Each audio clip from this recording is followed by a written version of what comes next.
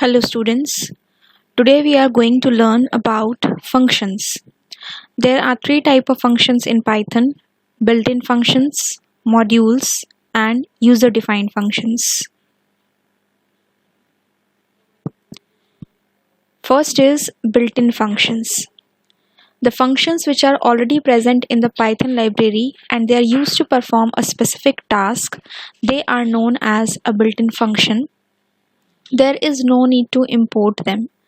We can understand this with an example like when we purchase a new phone. So in that there are some apps which are already there and there are some apps which we download. So you can say the apps which are already present in the phone are the built-in apps. Similarly, the functions which are already present in the Python library are known as the built-in functions. For example, you have used the int function, you have used the input function. So these functions can be used directly without the need to import them. So these are known as our built-in functions. Here there is a program in which we have used some built-in functions. A equals to int input enter first number, B equals to int input enter second number, and here we want to find out the greater number out of the two numbers. So here we have used the if-else loop. If A is greater than B, then print the greater number is A, else print the greater number is B.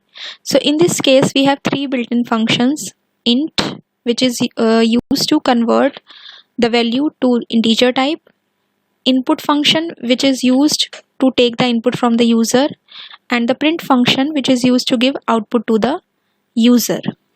Next is modules. Modules are the files in Python which have definitions, variables, or functions that can be used in a program. It can also be reused in any other program. Some built-in or inbuilt modules are math for mathematical functions like square root or power. As we know that if we want to calculate the power of any number, we use exponential operator. But if we don't want to use the exponential operator, then we can use this power function, that is the name of the function is POW.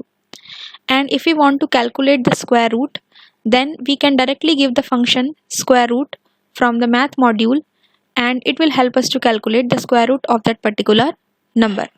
Similarly, there is a statistics module which helps us to perform statistical functions like calculating mean, mode, and median.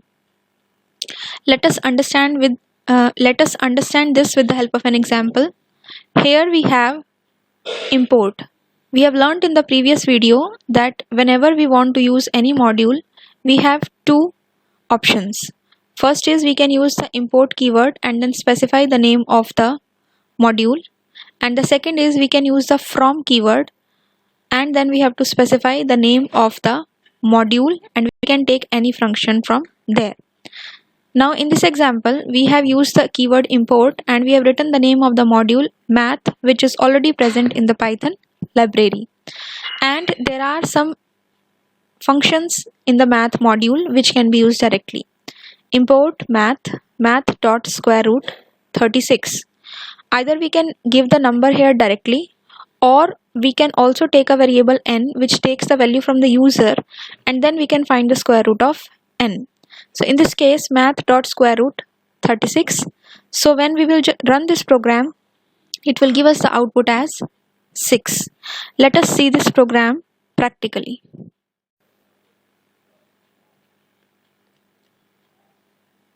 So here we are importing the math module and we say math dot square root 36.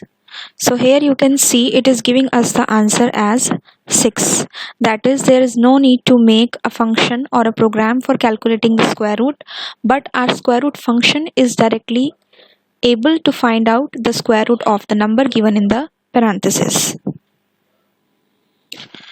We can also take this number from the user and then calculate the square root of the number. For example, we say import math n equals to ent input, enter a number. Now it will ask for a number and let us say 49, and you take math dot square root n. So in this case you have seen here that we have taken a number from the user which is stored in the variable n, and the number was 49. So instead of giving the value here, we have given the variable n. So the answer has come 7. I hope till here this program is clear to you. Next is, if we want to use some other function of this module, then how can we do it? See, we have learned that one method is to use import keyword, and the other method is using the from keyword. So if we want to take a particular function from a module, then we have to use the from keyword. From math import, suppose I take here factorial. So in this case the factorial function has been imported from the module math.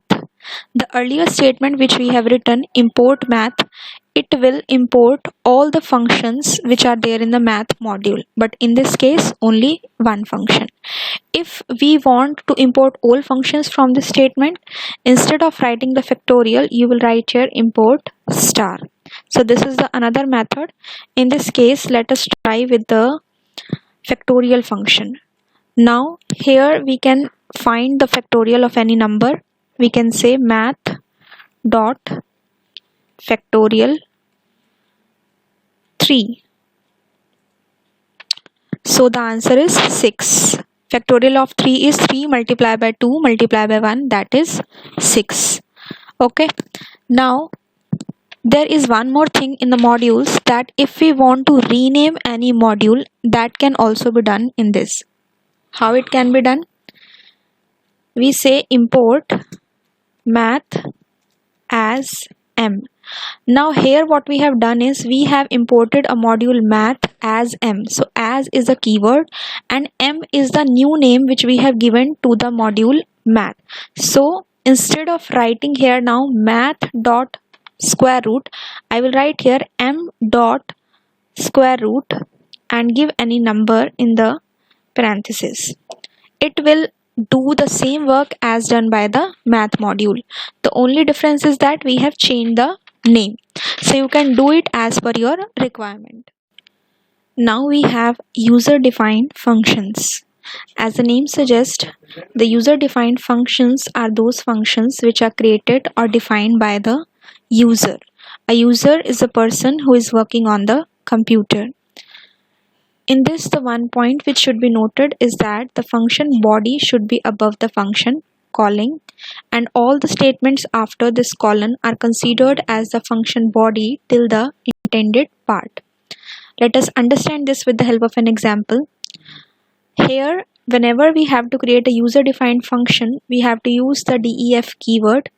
Then we have to give the name of the function, and then we have to apply the parenthesis, and in the parenthesis we can give some value. We may give some value or we may not give, that is our choice. It is optional here. And after this you have to give a colon sign.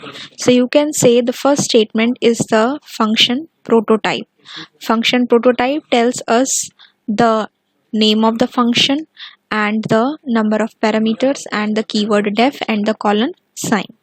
Then after this, when you will press the enter key, the cursor will automatically shift and give some indentation here. So till the part the indentation is there, it shows that these all statements are under this function and they will perform the operations whatever are required in this function. And after that, the unintended part, it is the point where the execution of the program starts.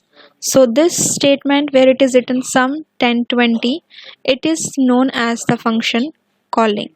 So in this, the second point is the function body should be above the function calling. We have called the function here and the function body has been defined above the calling of the function, so it is very important. If we will move the calling part up and the definition part is down, then it will create an error as it will not be able to identify, and it will say the function has not been defined, so how can it be called? And all the statements that are after the colon sign, this one, all the statements like c equals to a plus b and print sum is c, these two statements are the function body. So these are the user defined functions. Let us understand them with the help of example by doing it practically. In program,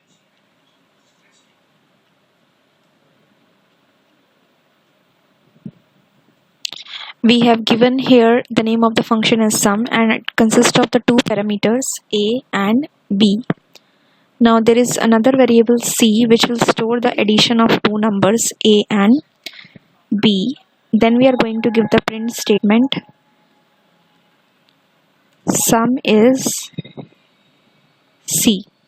Now you have to understand one thing here, that when we run only the definition part, then there will be no output on the screen because the execution always starts from the unintended part of any function. So let us check it once. Run.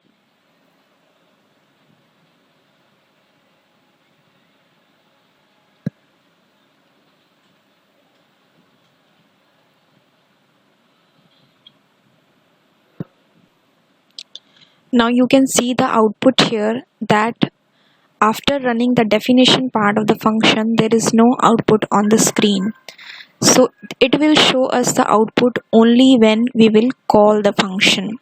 So let's call the function here, and it has to start from the unintended part, otherwise it will be considered as a part of the function sum. And here let us give two values 10 and 20.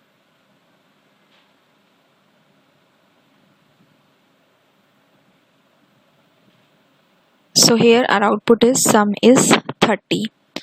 In this question we have given the two parameters 10 and 20 by ourselves, but if we want to take the values from the user, we can do that also. Let us see how. After writing the function definition, from here we can take two values from the user, one in the variable x and one in the variable y.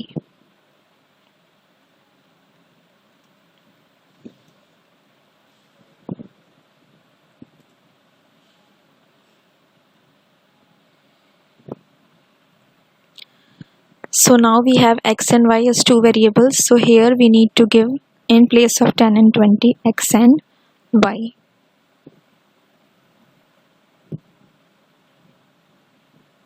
Now let us check the output here. The first number, let us take it as 4, second number as 6, and the sum is 10. So first time we have given the values ourselves, and second time we have taken the value from the user. This is the way to create a function. So this is an example of user defined function. Now one thing more, we have learned that while using a module, they can be reused again and again. So let us try it with the help of an example. Here we have created a function age, and we are taking a variable age in which we will take the input from the user,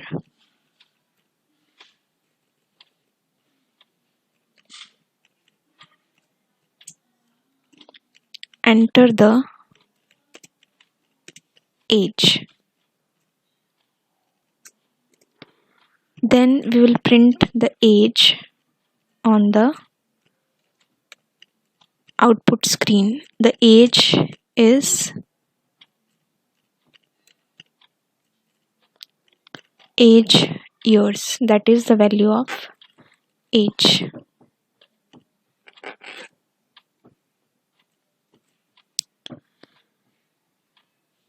Now first we will save this file. Suppose we have given here the name of the file as age5.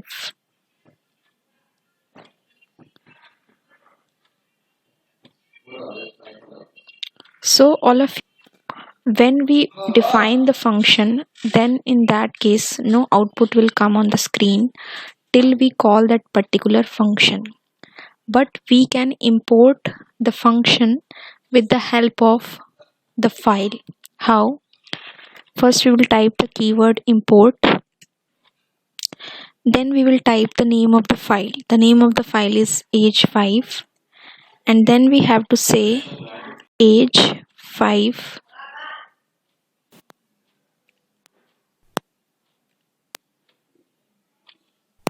dot the name of the function.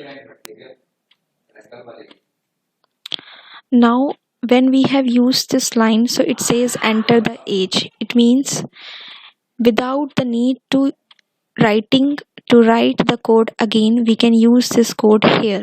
So let us enter the age as suppose 6. So it will give the output, the age is 6 years. So the module or the file help us to reuse the code again. I hope you have understood all the 3 types of functions which we have discussed today, that is built-in functions, modules, and user-defined functions. Based on today's topics, there are 2 questions which you need to perform in Python. In case you still have any doubt, you can ask. In the next video, we will cover the later parts of the function chapter.